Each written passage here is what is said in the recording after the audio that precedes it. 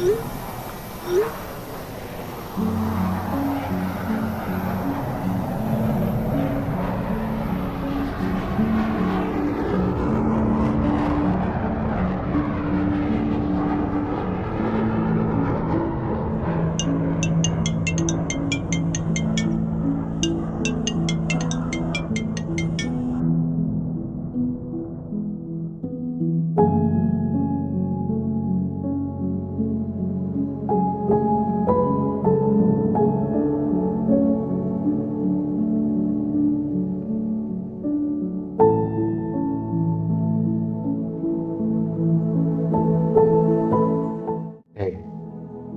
எவ்வளோ நேரம்டா படுத்திருப்ப? மணி 2:30 பாரு. சரி சாப்பிடு போ.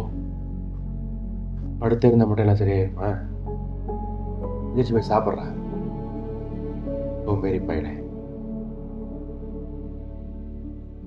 பாரு, சொல்லிக்கிட்டே இருக்க, படுத்தே இருக்க நீ. இல்லை, டாக்டரை ஃபோன் போட்டு வர சொல்கிறேன். வந்து 2 சைட்லேயும் ஊசி போடுவார். வர சொல்லிட்டா? எந்திரிச்சு போய் சாப்பிட்றா.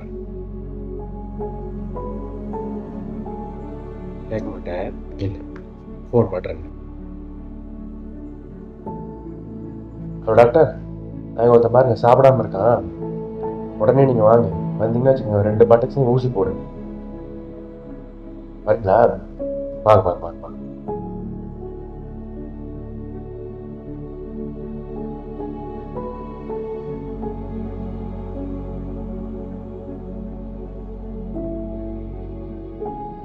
ஏய்,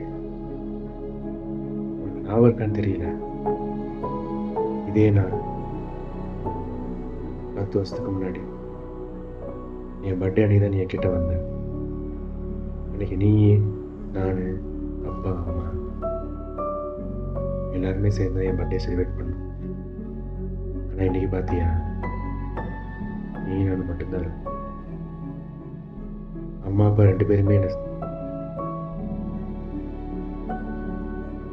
சீக்கிரமாக போயிட்டாங்க. நீயும் அதே மாதிரி என்ன விட்டு போகலான்னு பார்க்குறியா? வாழ்க்கை உனக்கு அவ்வளோ போர் அடிச்சிருச்சா?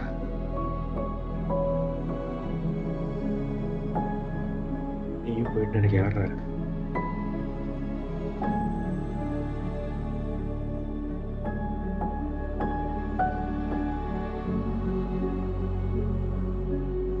சரி, என்ன விடுறா. பக்கத்துல உன் ஃப்ரெண்டு ரோசி இருக்கால, டெய்லி மார்னிங் வாக்கிங் போகும்போது அவ்வளோ வருவாள்ல. நீ இல்லைன்னா எவ்வளோ வருத்தப்படுவா. எந்திரிச்சு வாடா போகலாம். வாக்கிங் போகலாவா? போய் லீஷ் எடுத்துட்டு வா போ. நான் கீழே போகிறேன், லீஷ் எடுத்துட்டு வா. 2 பேரும் வாக்கிங் போகலாம். ம், எந்திரிச்சு வாடா.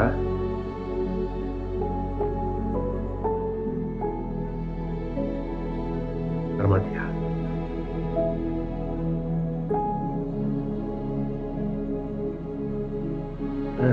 வாக்கிங் சொன்னது ஞாபகம் வருது.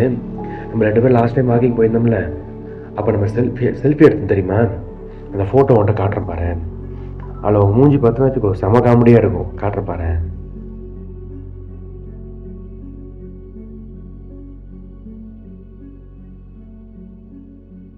இதை பார்த்தா உனக்கே சிரிப்பு வரும்.